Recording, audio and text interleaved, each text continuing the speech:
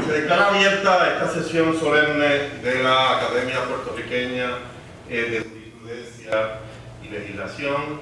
La Academia reconoce la presencia del presidente del Colegio de Abogados, que tiene la gentileza de acogernos hoy en su casa, de la juez Maite Oronoz, del Tribunal Supremo de Puerto Rico, del presidente del Federal Bar Association y del grupo de líderes de la comunidad.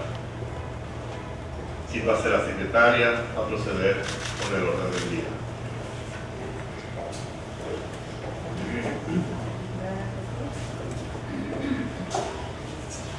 Y reconoce también la Academia la presencia del presidente de la universidad.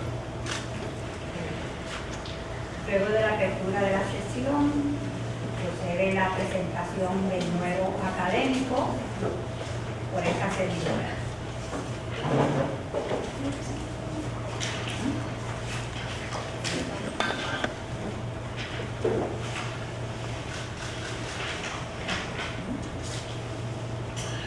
De una parte, la Academia de Jurisprudencia y Legislación aplaude hoy el trabajo en nombre de toda la comunidad jurídica puertorriqueña de Anthony Romero, la trayectoria de un gran puertorriqueño, pero hay otros hilos que la Academia también entreteje hoy importantes para su agenda. Repasémoslos todos brevemente. Como decía, de una parte la Academia aplaude en nombre de toda nuestra comunidad la trayectoria de un puertorriqueño de singular mérito. En 2005, con razón, la revista Time consideraba a Anthony Romero uno de los hispanos más influyentes en Estados Unidos. Desde entonces, la influencia de Romero ha crecido. El liderato de Anthony Romero ha llevado la matrícula de su organización a alcanzar números sin precedentes. Apenas en el primer quinquenio de su gestión, la hizo crecer de 300.000 a 550.000 miembros. Para 2007, los activos de la Unión se habían triplicado, lo que le permitía ubicar por primera vez un abogado de dedicación plena en cada jurisdicción de los Estados Unidos. En 2010, la organización culminó una campaña de recaudación en la cual recaudó $407 millones, sobrepasando por mucho su meta original de 250. En lo que va de este año, la Unión ha recaudado más de $80 millones para un proyecto de impacto político concentrado en referendas estatales. Con esos recursos, Romero ha capitaneado la entrada de su organización a nuevos frentes de protección y ensanchamiento de las libertades, derechos religiosos, intimidad en la era digital, derechos reproductivos, de orientación sexual y más recientemente en las arenas de la política penal. Anthony Romero no nació en Puerto Rico. Su padre y su madre sí. Pero eso de qué es ser puertorriqueño no es tema que se resuelve solamente a base del lugar en donde se nace o se reside, sino que es asunto que hoy día se predica en el interior mismo de la subjetividad de las personas y de cómo se miran y se definen frente a sí y frente a otros. Las densidades relacionales entre puertorriqueños de diferentes latitudes, así vistos, no debe quedar al crecimiento silvestre. Requiere de cultivos. Deben encontrar nutrientes en los espacios de interacción que pueden y deben brindar las instituciones líderes de cada sector de la comunidad. Ahí ha querido plantarse esta academia. En segundo lugar, al reconocer a Anthony Romero, la Academia honra a Roger Baldwin. Puerto Rico tiene deudas de importancia con Roger Baldwin.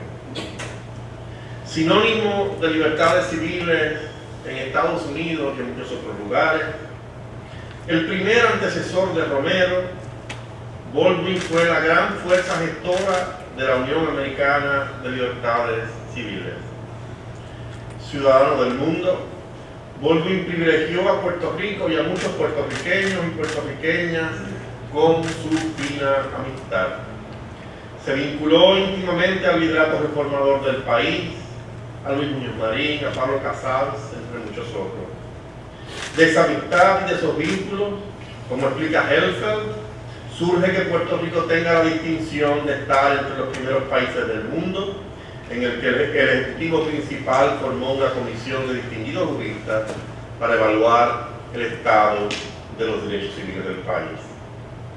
Esa amistad y esos vínculos explican que el presidente fundador de esta academia, José Trias Monge, ocupó hasta su designación a la presidencia del Tribunal Supremo de Puerto Rico una de las posiciones en la Junta de Directores de la Unión.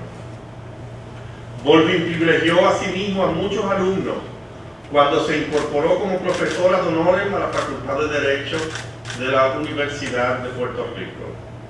Junto al decano Helfeld, ofreció allí por años un seminario sobre el tema con el que comprometió su vida. No solo con la Escuela de Derecho, sino con la Universidad de Puerto Rico toda, Baldwin se relacionó íntimamente. Como confesaba a Joseph Lash, disfrutaba de vivir en una pequeña habitación del Hotel Universitario de Río Piedra en vez de una gran hospedería de San Juan. Se involucró con las tensiones universitarias del momento, la de protestar entre ellas. En 1966 se le escuchó un discurso en el propio centro universitario. Y finalmente, la Academia reconoce hoy, junto a Anthony Romero, la importante agenda de la Unión Americana de Libertades Civiles tras el desmantelamiento de las deplorables políticas penales de Estados Unidos, que han llevado a las cárceles americanas a poseer 25% de la población penal del mundo, pese a que solo el 5% de los habitantes del planeta residen allí. En Puerto Rico tenemos 351 encarcelados por cada 100.000 habitantes. Si bien esa cifra es la mitad de la prevaleciente en Estados Unidos, que cuenta con 698 presos por cada 100.000 habitantes, tenemos poco de qué apreciarnos. En España, por ejemplo, la población penal es de 140 por cada 100.000 habitantes. Es preciso dar atención muy seria a este tema. Licenciado Romero, bienvenido a la Academia, bienvenido a Puerto Rico, que esta sea su casa, bienvenidos todos. Señora Secretaria.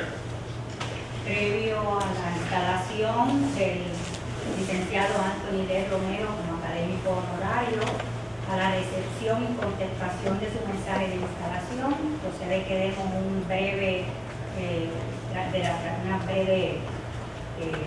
mensaje sobre los antecedentes profesionales del licenciado Anthony D. Romero. Como ya se ha dicho, nacido en la ciudad de Nueva York, de padres que proceden de Puerto Rico, el licenciado Anthony D. Romero fue el primero en su familia en graduarse de la escuela secundaria. El licenciado Romero obtuvo un bachillerato en artes de la Escuela Woodrow Wilson de Políticas Públicas y Asuntos Internacionales de la Universidad de Princeton y un Juris Doctor de la Universidad de Derecho, de la Escuela de Derecho de la Universidad de Harvard. Comenzó su carrera profesional en la Fundación Ford, en la que ostentó el cargo de Director de Derechos Humanos y Cooperación Internacional. En el mes de septiembre del 2011, el licenciado Romero se convirtió en el 6º director ejecutivo de la Unión Americana de Libertades Civiles, la ACLU por sus siglas en inglés, y ha liderado el mayor crecimiento de la membresía y personal nacional y afiliado en la historia de esta entidad. Este extraordinario crecimiento ha permitido a la ACLU ampliar sus litigios a nivel nacional, el cabildeo y los esfuerzos de educación pública, incluyendo nuevas iniciativas centradas en los derechos humanos, la justicia racial, la libertad religiosa, la tecnología y la privacidad, la libertad reproductiva, la reforma de la legislación penal y los derechos de la comunidad LGBT. En el año 2005, el licenciado Romero fue nombrado uno de los 25 hispanos más influyentes en Estados Unidos. Ha recibido decenas de premios de servicio público y en el 2007 le fue otorgado un doctorado honorario de la Escuela de Derecho de la Universidad de la ciudad de Nueva York. Licenciado Romero, los académicos y académicos le reciben con mucho orgullo y le dan la más cordial bienvenida. Luego a los presentes, ponerse de pie para proceder a la investidura del licenciado.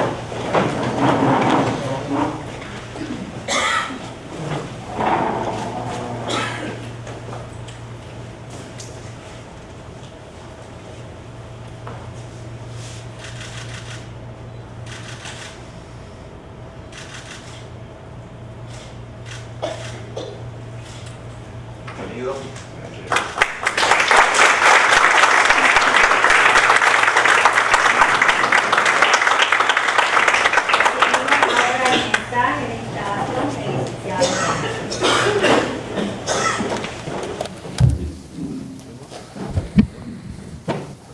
Buenas noches.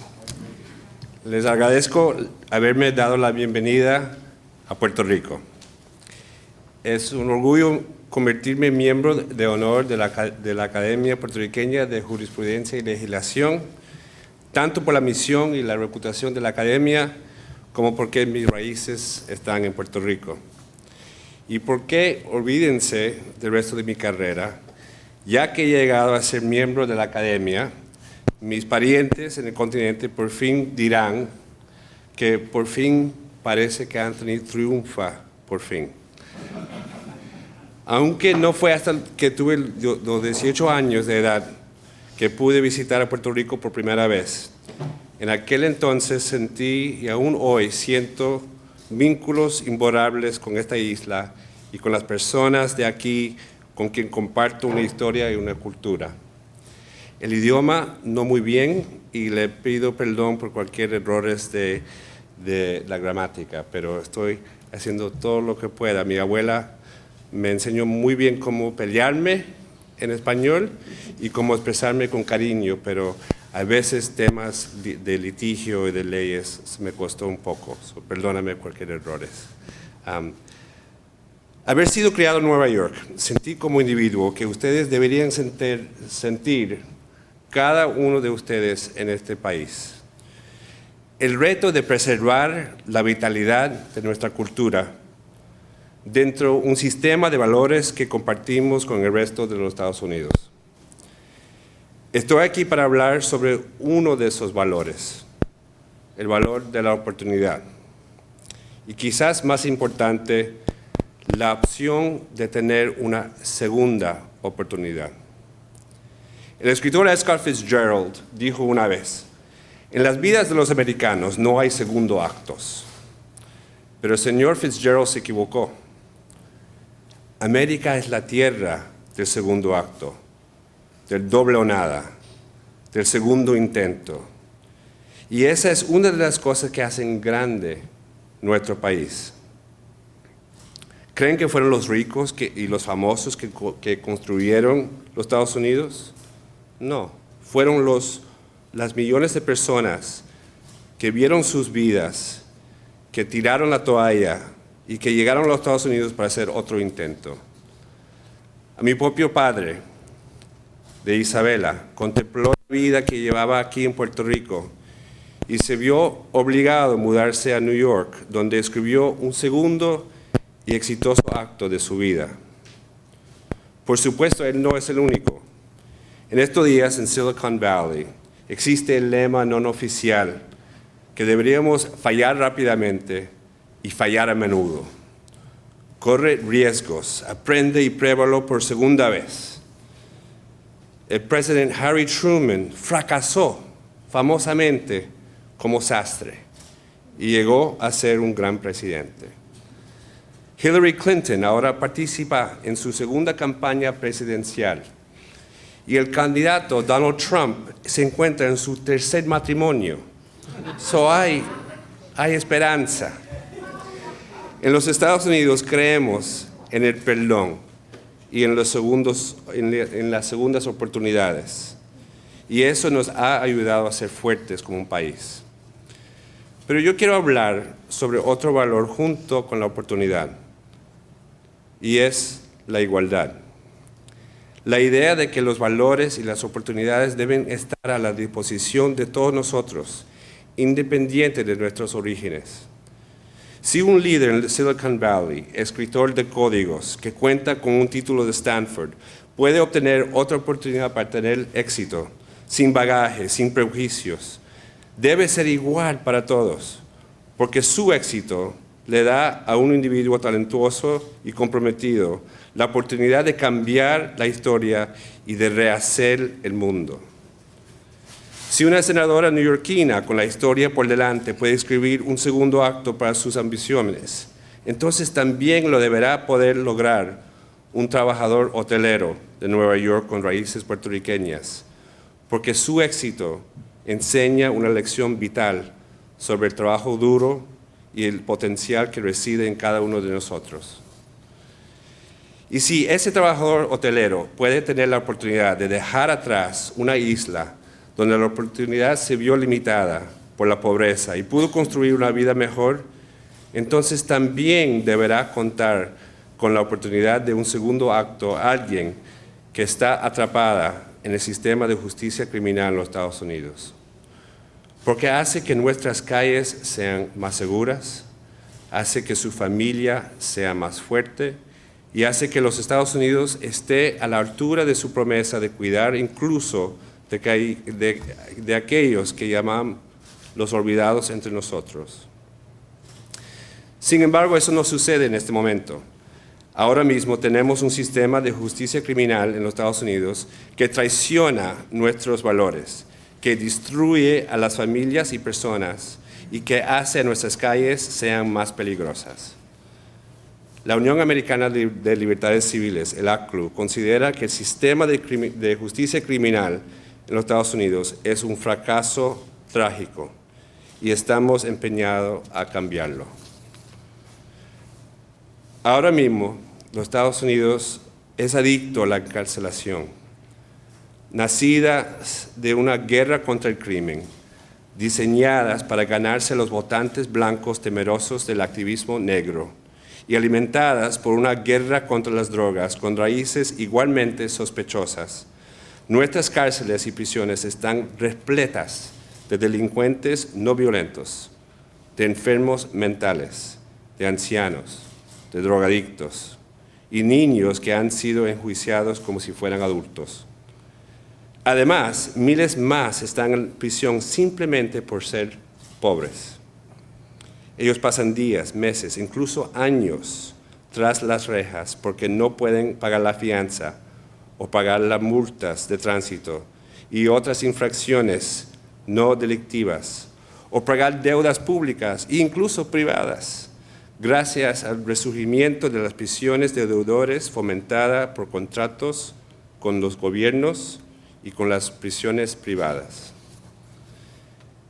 En el 1980 había 500,000 personas encarceladas en los Estados Unidos. Hoy en día hay 2.2 millones, como dijo el licenciado Antonio García. Eso supone 1 de cada 110 personas en nuestro país. Cuando se incluye la libertad condicional y la libertad bajo palabra, 1 de cada 35 personas adultas están bajo alguna forma de control correccional. Mientras que los Estados Unidos encierra a casi 700 de cada 100,000 de sus habitantes, ganándose la dudosa distinción de ser la mayor carcelero del mundo, la tasa del encarcelamiento aquí en Puerto Rico es menor. De hecho, es igual del estado de Maine, el estadounidense con la tasa de encarcelamiento más bajo, donde 350 de cada 100,000 habitantes se encuentran en prisión o cárcel.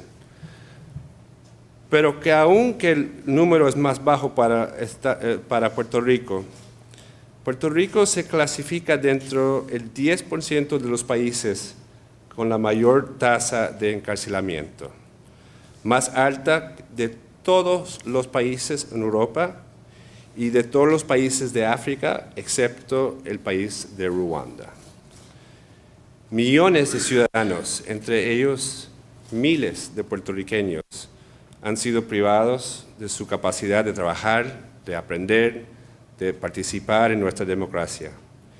Y cada año el complejo industrial de prisiones devora millones de dólares procedentes de impuestos que se necesitan desesperadamente en otras áreas. Esto no se trata solo de una tragedia económica y política abstracta, sino una tragedia humana. La historia de Craig Cecil, un cliente nuestro en el ACLU, fue incluido en un informe que editamos en el 2013 llamado Una muerte en vida, cadena perpetua sin libertad bajo palabra para los delincuentes no violentos. Craig, que lo conocí hace poco, a través de llamadas y cartas, es un padre de 2 hijos, que era dueño de un negocio de reparación de camiones.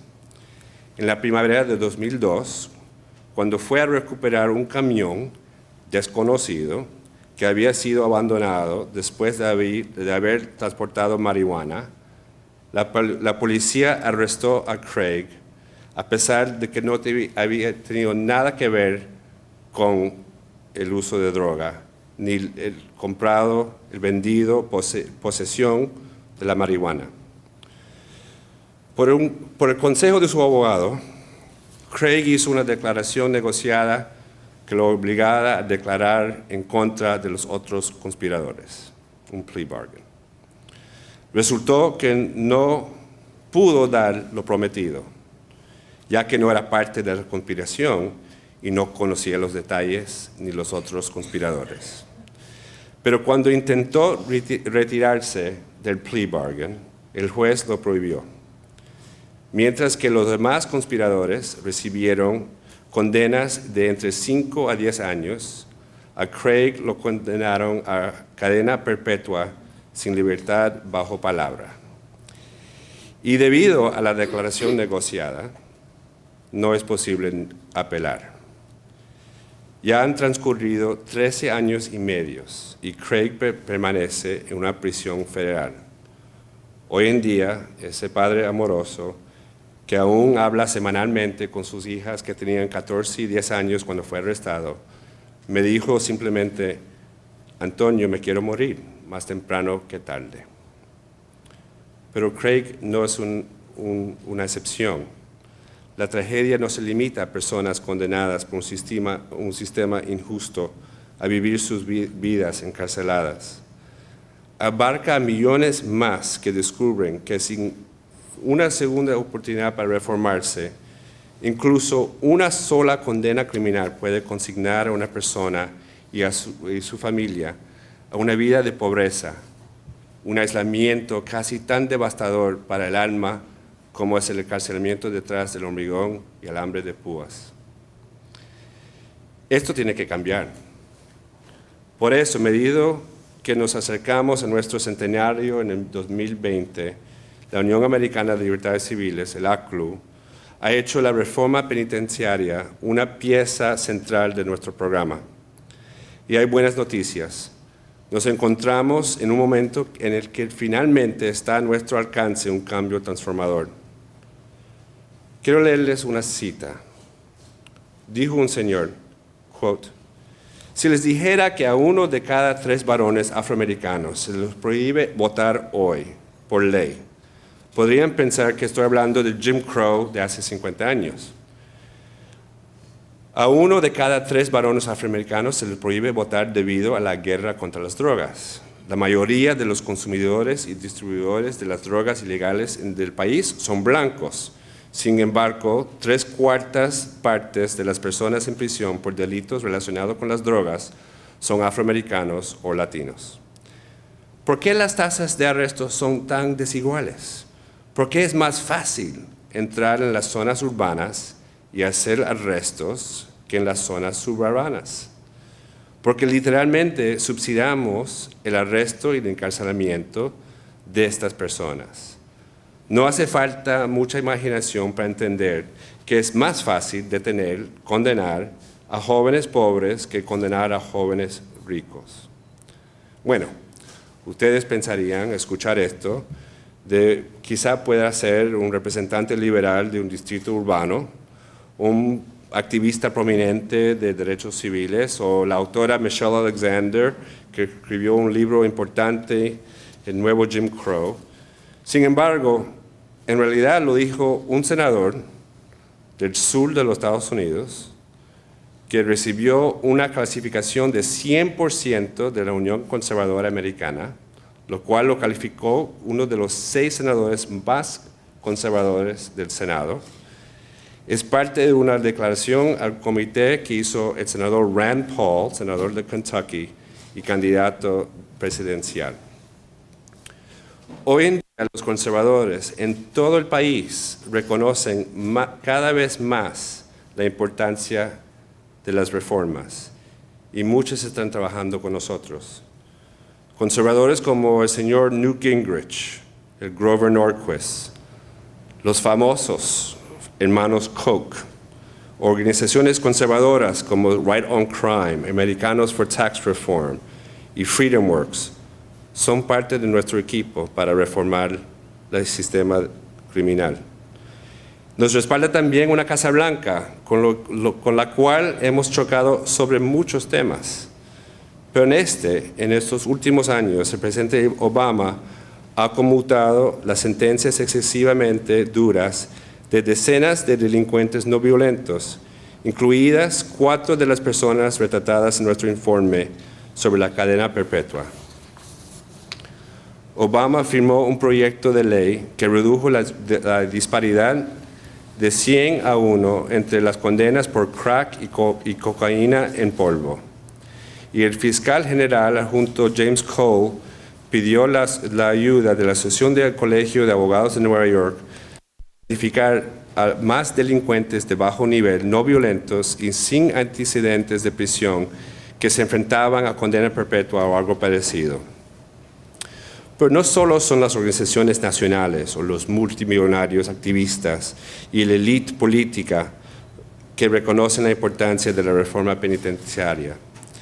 En junio, el ACLU encargó una encuesta de opinión de votantes registrados a nivel nacional. La investigación produjo resultados alentadores que sugieren que las condiciones son óptimas para reformas.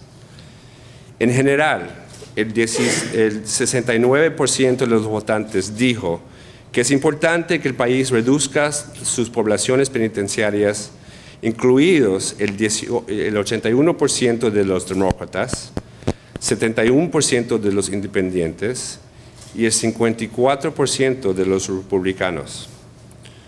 Por un margen de 2-1, los votantes pensaban que la reducción de la población penitenciaria conduciría a comunidades más seguras, a facilitar más inversiones en la prevención de los delitos y las estrategias de rehabilitación. El 87% de los encuestados estuvo de acuerdo en que los drogadictos y las personas con enfermedades mentales no deberían estar en la cárcel, sino en centros de tratamiento. Son alentadores estas cifras. Sugieren que los residentes de los Estados Unidos están listos para la reforma. ¿Recuerdan lo que pasó en California hace casi un año? Donde el otoño pasado, el ACLU encabezó una campaña para aprobar la Proposición 47, la Ley de Vecindarios y Escuelas Seguras de 2014. Dado la oportunidad de votar a favor o en contra de una ley que iba a reclasificar los delitos de bajo nivel no violentos, como la posesión simple de drogas, de delitos menores, los habitantes de California votaron sí con un margen de 60 a 40. vemos que ahora es el tiempo que actuar. El ACLU tiene una gran e ilustre historia, la cual procede a mi estancia en el ACLU, de apoyo a la reforma del sistema de justicia criminal. Nosotros fuimos los abogados principales en el caso Gideon versus Wainwright, que garantizó a todos los acusados los delitos graves al derecho a un abogado. Nosotros también éramos los abogados de Miranda versus Arizona, que protegió el derecho a guardar el silencio de un sospechoso. En 2010 lanzamos una campaña para una justicia inteligente, la llamamos, que tiene como objetivo de la reducción de mitad de la población penitenciaria en nuestro país. Con una donación del Open Society Foundation, la fundación del investment banker George Soros, estamos respaldando esfuerzos para convertir el cambio de opinión en cambios de leyes a nivel local, estatal y federal, y para reducir una tasa de encarcelamiento que se ha triplicado desde 1980. Les acabo de leer algunas cifras de los resultados alentadores de estas encuestas. Eso es tan solo la punta del iceberg de nuestra investigación. Permiso. Será un esfuerzo práctico y bien financiado, esperamos. Y tenemos la oportunidad de hacer un cambio transformador en este país, como nunca hemos visto en los últimos 40 años. Hemos adoptado un enfoque oportunista, estado por estado, la reforma de finanzas por acá, la encarcelación de ancianos aquí, el aumento de programas de tratamiento para la salud mental y drogodependencia en otro estado. Este tipo de reformas se tienen que llevar a cabo a nivel estatal. No hay un magic bullet. Tienen que ser muchos cambios en varios niveles, estado por estado, para hacer el cambio que queremos lograr. Estamos atacando en diversos frentes. Les doy unos ejemplos. Tenemos campañas multianuales a nivel estatal para aprobar iniciativas o legislación que van a reducir la población penitenciaria. Luchamos por acabar con el sistema de justicia de dos niveles, uno para los ricos y uno para los pobres. Recientemente presentamos una demanda en el condado de Scott, Mississippi, donde miles de personas son encarceladas durante meses o incluso años, simplemente porque no pueden pagar la fianza, algunos de ellos sin ser acusados formalmente. Otro de nuestros clientes ha pasado más de 3 de los últimos 5 años en la cárcel. Fue arrestado 3 veces sin haber sido acusado de un delito ni una sola vez. Estamos haciendo trabajo para eliminar el confinamiento solitario. El otoño pasado, el ACLU de Carolina del Norte emitió un informe titulado El confinamiento solitario como tortura, lo que documenta como cruel, inhumano y degradante esa práctica. Estamos organizando una campaña corporativa antiprisión privada. En Georgia ganamos una demanda de perfil alto y alto impacto contra el condado del County de DeKalb y una empresa privada de libertad condicional, el JCS. Nuestro cliente es otro señor que se llama Kevin Thompson. Kevin fue encarcelado porque no tenía los medios para pagar $838 en multas judiciales. Acusamos al condado y la empresa privada de participar en un esquema coercitivo de cobro de deudas que se centró en la generación de ingresos a la expensa de los derechos de los pobres. Ahora estamos vigilando a DeKalb County para asegurarnos de que se ponga en práctica las reformas radicales que se acordaban con el convenio, como garantizar el derecho a un abogado y darle información para los jueces para que se le informe sobre las medidas para evaluar la indigencia.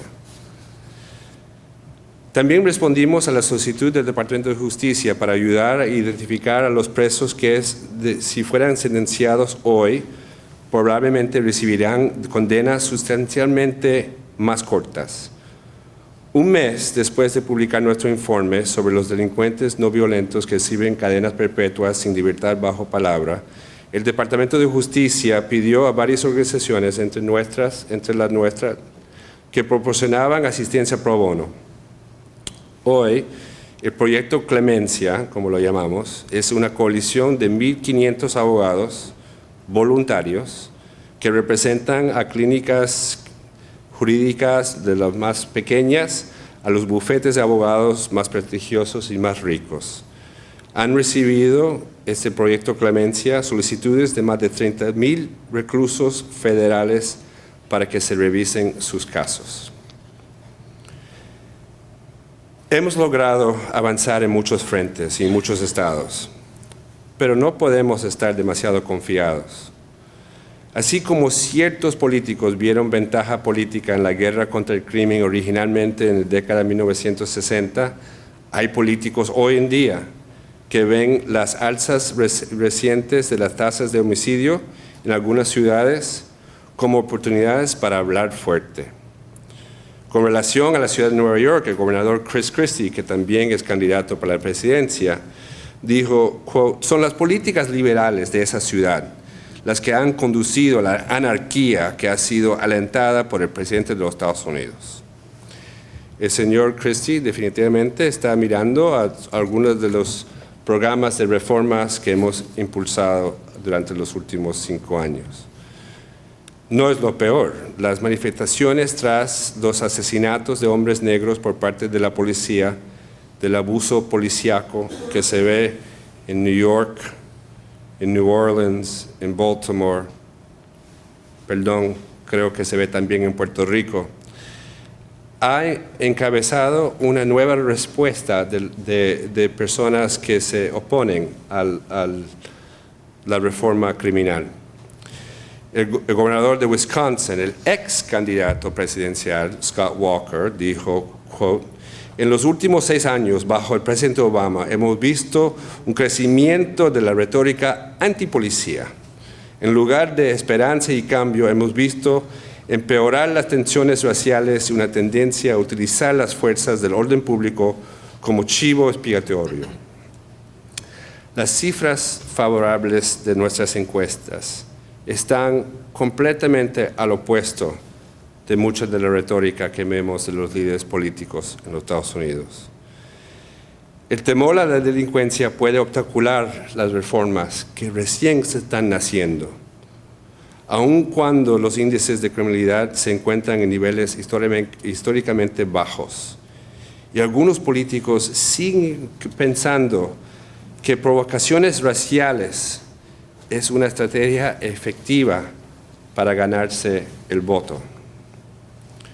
También es importante que la reforma penitenciaria no solo sea el enfoque solitario, aún es el más grande, tiene que ser parte de un rompecabezas que incluye la redención.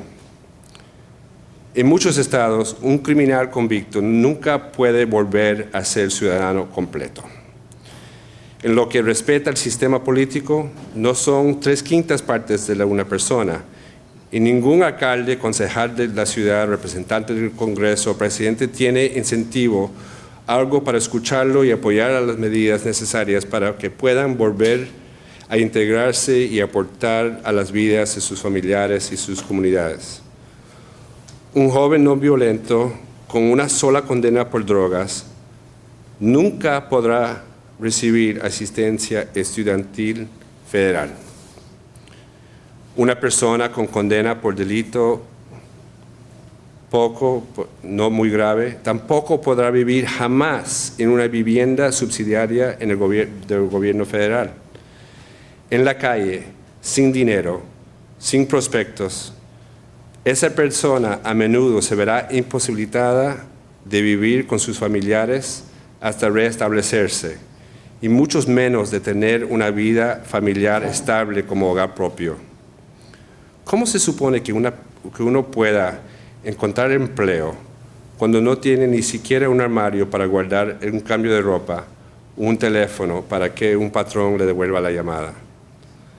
Necesitamos oportunidades educativas, necesitamos tratamientos para el abuso de sustancias, necesitamos asesoramiento y apoyo.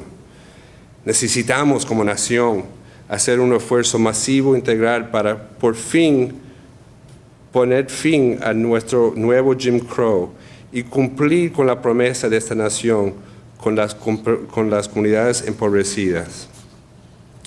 Nos dará más seguridad, liberar recursos para invertir en nuestra gente, en nuestras escuelas y nuestras comunidades, y nos hará una nación más justa. Antes de venir acá estaba viendo la televisión con la visita del Papa Francisco en Washington, D.C. No es muy probable que me confundan con el Papa Francisco cuando yo viajo. No soy teólogo de profesión ni de vocación. Pero hablé hace un momento acerca de los Estados Unidos como tierra de las segundas oportunidades. Los Estados Unidos como nación que es la más grande porque hemos dado a las personas una segunda oportunidad. A mi parecer, esa idea está arraigada en nuestra cultura desde hace muchos años, muchos antes de comenzar la corta historia de los Estados Unidos. La redención y el perdón son parte esencial de la mayoría de los credos y las religiones. La redención y el perdón ciertamente fueron parte de mi educación religiosa en un hogar puertorriqueño. Los segundos actos son una parte muy importante de lo que somos como seres humanos, como americanos, como puertorriqueños. Yo entiendo que no todos los criminales pueden o deben ser liberados. No todas las vidas son redimibles. Pero nosotros no somos un pueblo, ni debemos ser una sociedad que condena de manera automática, brutal y definitiva a personas que aún tienen algo que hacer con sus vidas en el futuro. Recientemente el presidente Obama visitó la cárcel en Oklahoma. Concluyó su visita y se reunió con 6 presos jóvenes. Él dijo unas palabras que resonaran en mí, y que puede resuenen en muchos de ustedes, dado lo que ustedes mismos han visto e incluso han hecho cuando eran más jóvenes. Dijo nuestro presidente, cuando ellos describen su juventud y su infancia, son jóvenes que cometieron errores no muy diferentes a los errores que cometí yo y los errores que cometieron muchos de ustedes. Sigue el presidente. La diferencia es que ellos no tuvieron las estructuras de apoyo, las segundas oportunidades, los recursos que los permitirán sobrevivir con los errores. Yo, como un hijo de padres de Puerto Rico que eran humildes, que me crié en una vivienda pública en el Bronx, yo veo esos mismos presos que conoció el presidente Obama ese mismo día. Y yo llego a la misma conclusión que llegó él, que ahí estaría yo si no fuera por la gracia de Dios. Procuremos manejar el reto de la reforma penitenciaria y la oportunidad real con gracia por nuestras comunidades, por nuestras vidas y familias y por el alma de nuestra nación. Muchas gracias.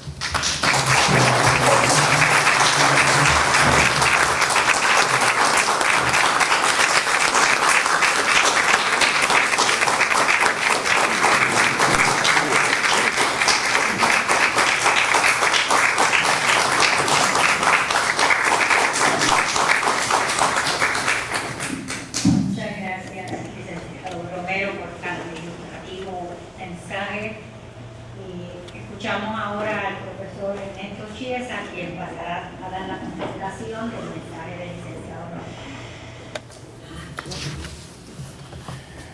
Buenas noches.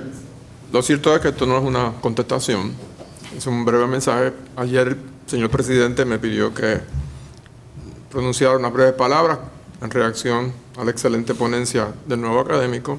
Le tuve que decir que sí y como ustedes verán, voy a cumplir con lo de breve. Los que me conocen saben que yo me dedico al derecho procesal probatorio y en el derecho penal sustantivo más bien a la dogmática penal y no a la criminología. Así que tal vez no sea yo la persona más indicada para contestar. Sí le puedo decir que estoy en total acuerdo con las expresiones del nuevo académico, prácticamente en su totalidad, y no tendría mucho que decir sino felicitar por tan excelente exposición. Lo que ha hecho el nuevo académico es denunciar como un fracaso trágico, un trágico fracaso al sistema judicial criminal de los Estados Unidos, con lo que yo estoy en total acuerdo. Ha sido un fracaso la llamada guerra contra el crimen, la guerra contra la droga, y lo cierto es que son los pobres y los de determinadas razas y los de abajo, por así decirlo, los que están ocupando las más de las veces las cárceles. Es cierto que no están presos por razón de su raza o de su condición de pobreza, sino por haber violado las leyes penales, pero lo cierto es que el inicio en la carrera criminal se debe justamente a la pobreza, al crimen racial, a la pobre educación, etc. Así que al final del camino llegamos a lo mismo, que el crimen se combate combatiendo la pobreza, promoviendo la igualdad. La lucha debe ser entonces contra el discrimen, contra la pobreza, etc. Lo que se me ocurrió entonces decir es en qué medida el ordenamiento jurídico de Puerto Rico sirve para adelantar los propósitos a los que alude el académico, particularmente para reducir el encarcelamiento, las tasas de encarcelamiento que son alarmantes, y también cómo reglamentar más humanísticamente las instituciones carcelarias de Puerto Rico. Por supuesto que soy consciente de que poco importa lo que diga el ordenamiento si los actores del gobierno no se empeñan en la reforma. Los actores, por supuesto, incluyen las tres ramas, y la rama judicial tiene mucho también que decir. Pero las ramas políticas, como ustedes saben, estos señores políticos, más allá de lo que realmente creen, suelen ceder en busca de los votos y terminan por invocar las consignas de esta de mano dura contra el crimen, la guerra contra las drogas, etcétera, ¿verdad? Y permanecemos entonces en el mismo lugar. En cuanto a lo que dice el ordenamiento, hay que comenzar tal vez con la cláusula sección 19 del artículo 6 de nuestra Constitución, que dice que será política pública del Estado Libre Asociado reglamentar las instituciones penales para que sirvan a sus propósitos y propender dentro de los recursos disponibles al tratamiento adecuado de los delincuentes para hacer posible su rehabilitación moral y social. Y esta es una sección olvidada, a veces con pretexto de que está sujeta a que las condiciones económicas lo permitan, pero lo cierto es que se le da poca importancia y es muy significativo para todo el derecho penitenciario para atender reclamos sobre condición de las prisiones, los tratamientos de los reos, el hacinamiento carcelario, etc.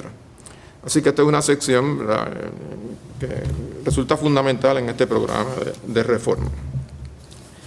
Sin embargo, el Código Penal mismo, cuando menciona los fines de la pena, y lo ha hecho consistentemente en el 74, en el 2004, en el 2012 y en el 2014, dice que la imposición de las penas tendrá como objetivos generales, y menciona A, B, C, D, E.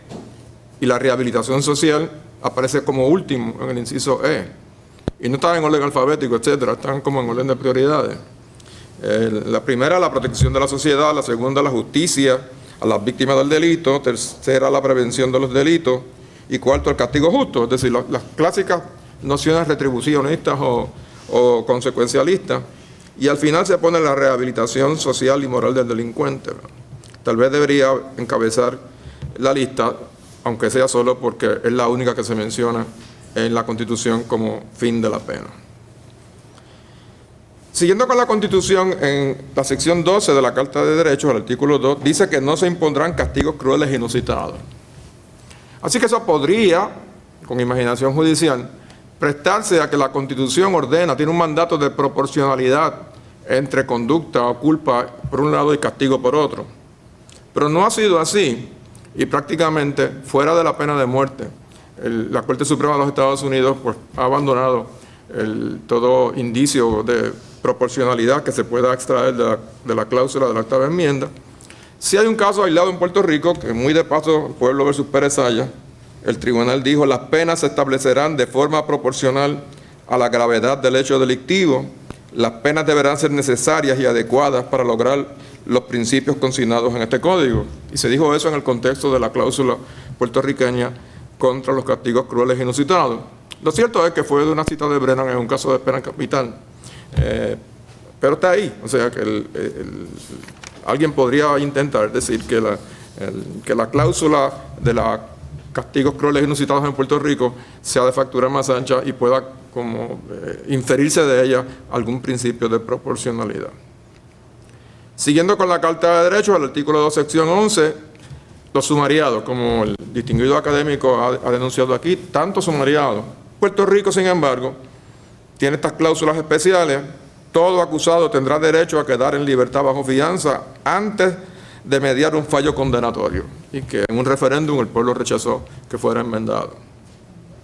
No solo eso, sino que la detención preventiva antes del juicio no excederá de 6 meses, que es una cláusula que ha sido poco interpretada, aunque recientemente el Tribunal Supremo la ha interpretado en 3 o 4 casos, y que el académico Harry Padilla, cuando fue instalado en la académica, pues habló sobre esa cláusula. Pero no solo eso, sino que hay otra cláusula que dice que las fianzas no serán excesivas. Así que son 3 cláusulas: derecho absoluto a fianza, el término máximo de detención preventiva y que no serán excesivas, que parece un chiste, porque lo cierto es que ponen fianza de millones de dólares, centenares de miles de dólares. Y parece un chiste porque realmente el propósito principal de la fianza es garantizar la comparecencia de la persona, y lo que se está haciendo es fijando la base de la gravedad del delito. No es que yo estoy necesariamente tomando una posición sobre esto, pero me parece que si el fin principal es la comparecencia a los procedimientos, estas fianzas de cientos de miles de dólares y millones, pues son una especie de burla a la cláusula que dice que las fianzas no serán excesivas. También está en esa sección 11 una cláusula muy especial: nadie será encarcelado por deudas. Así que esa es una limitación al ius puniendi, en el sentido de que no se puede utilizar la ley penal para prohibir conductas que en el fondo, bien analizado el asunto, son deudas civiles o son obligaciones civiles. Nosotros tenemos el caso de la apropiación ilegal, que está codificada en esos términos tan amplios, ¿verdad?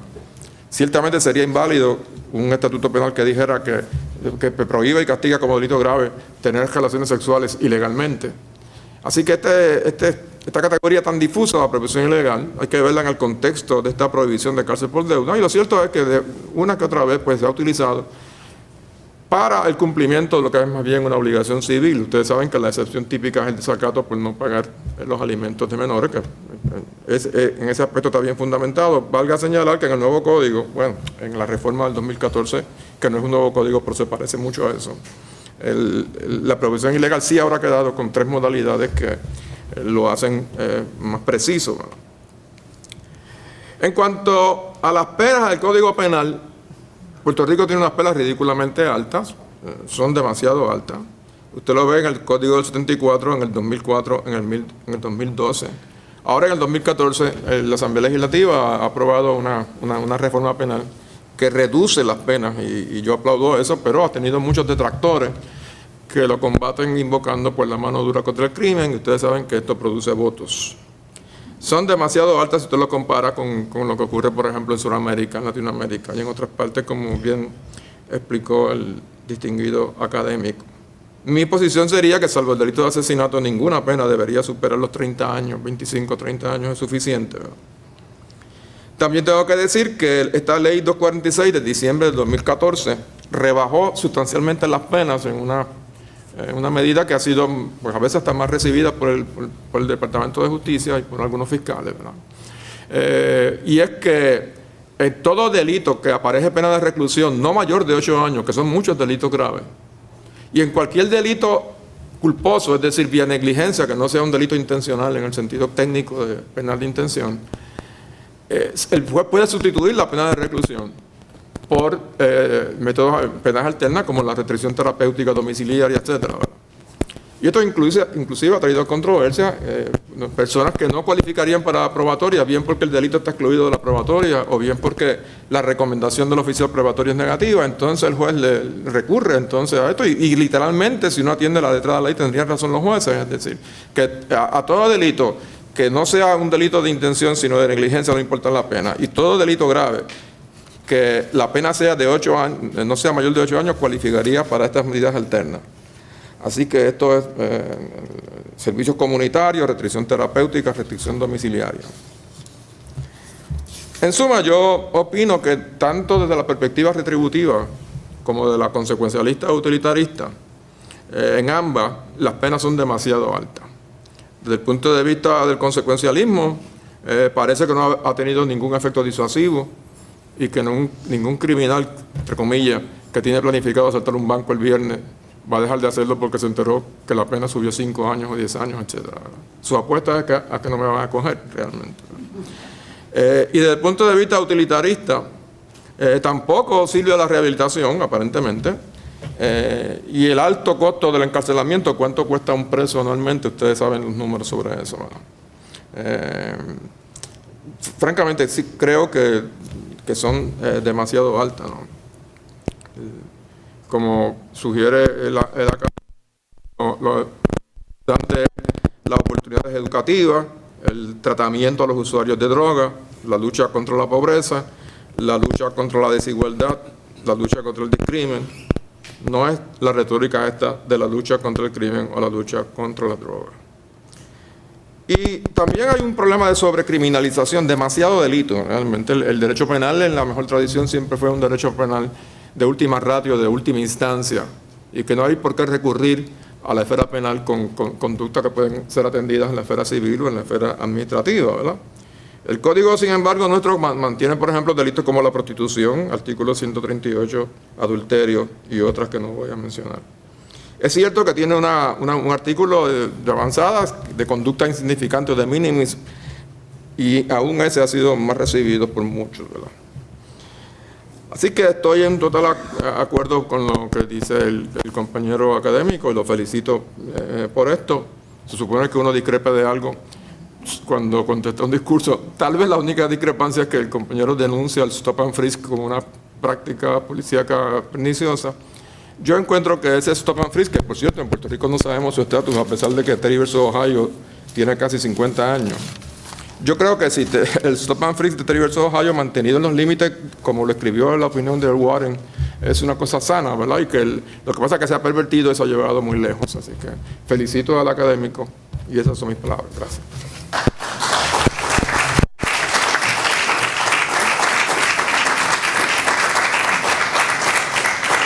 Muchas gracias, académico Ernesto Chiesa Aponte.